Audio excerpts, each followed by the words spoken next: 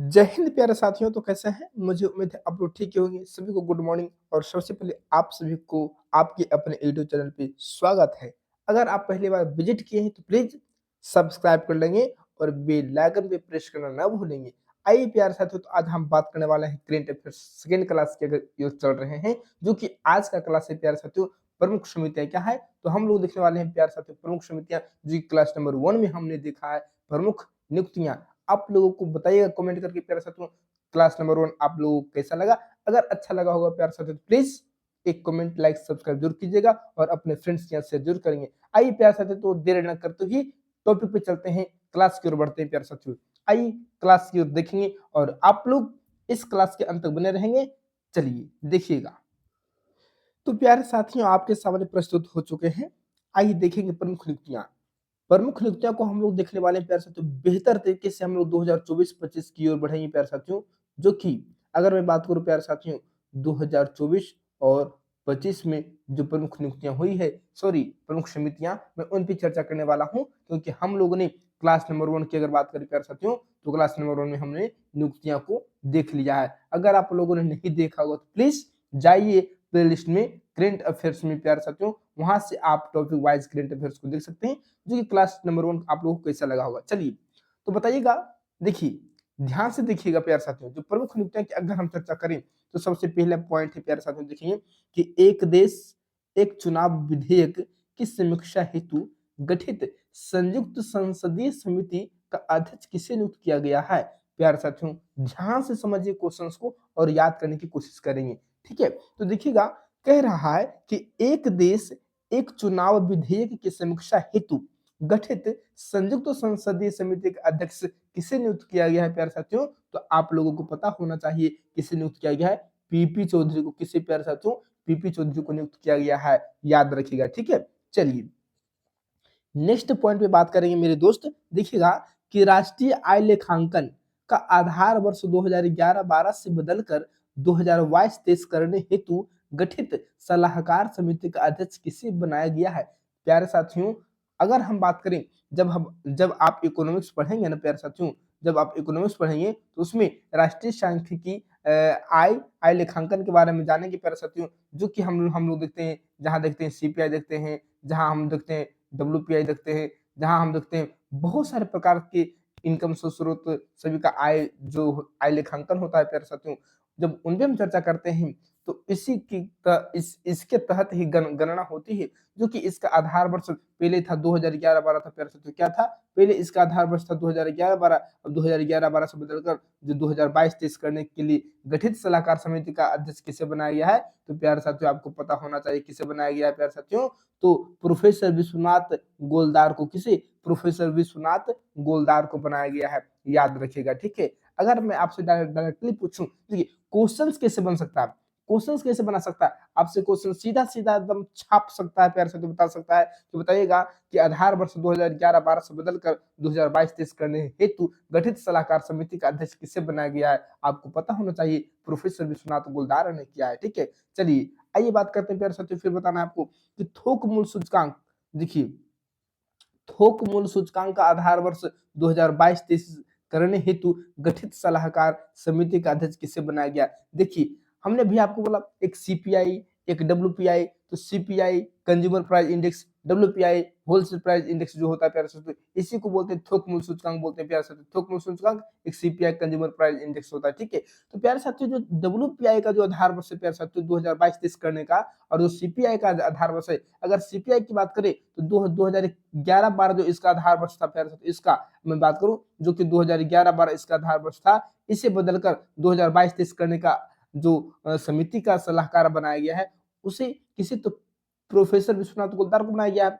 लेकिन जब थोक मूल्य सूचकांक की अगर बात करते हैं, डब्ल्यूपीआई की बात करते हैं, तो 2022-23 करने की हेतु गठित सलाहकार समिति का अध्यक्ष किसे बनाया गया है, तो प्रोफेसर रमेश चंद्र को। किसे प्यारे साथियों? प्रोफेसर रमेश चंद्र को बनाया गया है। ठीक है, प्रोफेसर रमेश चंद्र को बनाया गया है। चलिए फिर बात करते हैं प्यारे साथियों, बताइएगा कि हाल ही में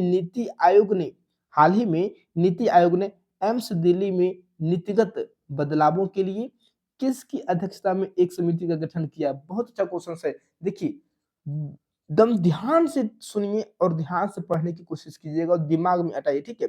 कह रहा है कि हाल ही में नीति आयोग ने एम्स दिल्ली में नीतिगत बदलावों के लिए किसकी अध्यक्षता में एक समिति का गठन किया है? तो किसकी अध्यक्षता में किया था प्यारे साथियों? तो डॉक्टर विनोद कुमार पॉल। किसकी अध्यक्षता में? डॉक्टर विनोद कुमार पॉल की अध्यक्षता में प्यारे साथियों नीति आयोग ने एम्स दिल्ली में नीतिगत बदलावों के लिए इसके लिए अध्यक्षता किया था, इसके लिए समिति का गठन किया, ठीक है। चलिए फिर आप बताइएगा कि हाल ही में किसे संसदीय राजभाषा समिति का पुनः अध्यक्ष चुना गया? बहुत अच्छा क्वेश्चन है, बताना है कि हाल ही में किसी संसदीय राजभाषा, जो संसदीय राजभाषा है, संसदीय राजभाषा समिति का पुनः अध्यक्ष चुना गया है। तो किसे चुना गया है प्यारे साथियों? आपको पता ही होगा किसे चुना गया है। तो अगर मैं बता दूं आपको प्यारे साथियों, अगर मैं बता दूं तो इसे चुना गया है। किसे? इसे चुना गया है। किसे? इसे चुना गया, यानी कि अमित शाह को। किसे प्यारे साथियों? अमित शाह को चुना गया है, ठीक है। किसे? अमित शाह को चुना गया है, ठीक है। चलिए फिर मैं बात करता हूँ प्यारे साथियों, देखेंगे नेक्स्ट पॉइंट पे कि गुजरात राज्य में समान नागरिक संहिता लागू करने के लिए किसकी अध्यक्षता में एक समिति का गठन किया गया है? बहुत अच्छा क्वेश्चन है। जो गुजरात राज्य है ना, गुजरात राज्य में प्यारे साथियों समान नागरिक संहिता, क्या? समान नागरिक संहिता। देखिए यहाँ पे ध्यान रखना कि यहाँ पे समान नागरिक संहिता, समान नागरिक संहिता लागू करने के लिए किसकी अध्यक्षता में एक समिति का गठन किया गया है? किसकी अध्यक्षता में एक समिति का गठन किया गया है प्यारे साथियों? अगर मैं बात करूं तो रंजना प्रकाश देसाई। किसकी अध्यक्षता में? रंजना प्रकाश देसाई की अध्यक्षता में प्यारे साथियों एक समिति का गठन किया गया था, जिसमें समान नागरिक संहिता लागू करने की बात की गई थी। और किस राज्य में? तो गुजरात राज्य में। कहा? गुजरात राज्य में, ठीक है। चलिए नेक्स्ट पॉइंट पे ध्यान दीजिएगा, बताइएगा।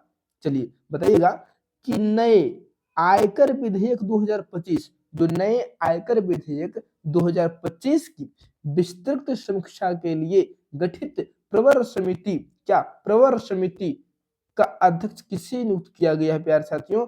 स्टैंडिंग कमेटी, है ना। स्टैंडिंग कमेटी का अध्यक्ष किसे नियुक्त किया गया है प्यारे साथियों? फिर से सुनिए और फिर से सोचिए और फिर से ध्यान दीजिए। कह रहा है कि नए आयकर विधेयक 2025, क्या?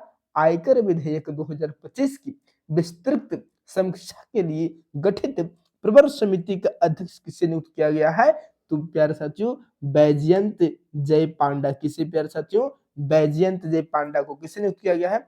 बैजयंत जय पांडा को, ठीक है। चलिए नेक्स्ट पे ध्यान दीजिएगा, बताइएगा कि हाल ही में किस कब प्यारे साथियों? हाल ही में आपदा प्रबंधन अधिनियम 2005 से संबंधित मामलों के लिए गठित उच्च स्तरीय समिति का अध्यक्ष किसे नियुक्त किया गया है? बहुत अच्छा क्वेश्चन है प्यारे साथियों। यह क्वेश्चन आपके एग्जाम्स के लिए वेरी वेरी इंपोर्टेंट हो सकता है प्यारे साथियों। आप इसे स्टार मार लेंगे, ठीक है। आप इसे स्टार मार लेंगे प्यारे साथियों। क्वेश्चन है कि हाल ही में आपदा प्रबंधन, क्या प्यारे साथियों? डिजास्टर आपदा प्रबंधन अधिनियम 2005, याद रखना है। आपदा प्रबंधन अधिनियम 2005 से संबंधित मामलों के लिए गठित उच्च स्तरीय समिति का अध्यक्ष किसे नियुक्त किया गया? तो ये कौन होंगे? अमित शाह हो जाएंगे। क्या हो जाएंगे? अमित शाह। किसे नियुक्त किया गया? आपदा प्रबंधन अधिनियम 2005 से संबंधित प्यारे साथियों अगर मैं बात करूं कि इसके जो मामले हैं इसका अध्यक्ष किसे नियुक्त किया गया है, समिति का अध्यक्ष किसे बनाया गया है? तो अमित शाह को बनाया गया है, ठीक है।